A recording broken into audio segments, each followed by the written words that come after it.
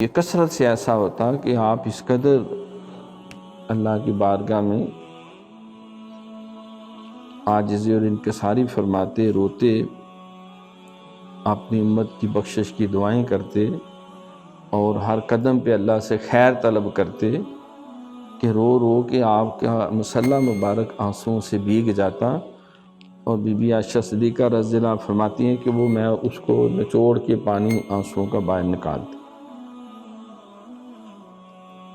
عطار ہو، راضی ہو، رومی ہو کہ غزالی ہو، کچھ ہاتھ نہیں آتا بیاہ سحرگاہی۔ یہی طریقہ سیدۃ النساء العالمین سیدہ فاطمہ الزہرا سلام اللہ علیہا و رضی اللہ تعالیٰ عنہا ان کا تھا کہ آپ کا فقر، آپ کا تبتل، اس لیے آپ کا لقب ہے بطول، جس نے اپنی ساری توجہات کا مرکز اور قبلہ اللہ رب العالمین کی ذات اور رضا کو بنایا۔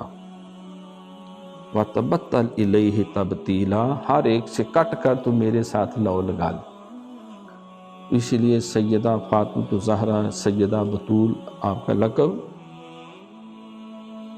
مریم از یک نسبت عیسیٰ عزیز، ہر سے نسبت حضرت زہرا عزیز، نور چشم رحمت للعالمین، امام اولین و آخرین، بانو اے تاج دار حال عطا، مولا علی مشکل کشا شیر خدا، مادر مرکز پرکار عشق، مادر قافلہ سالار عشق۔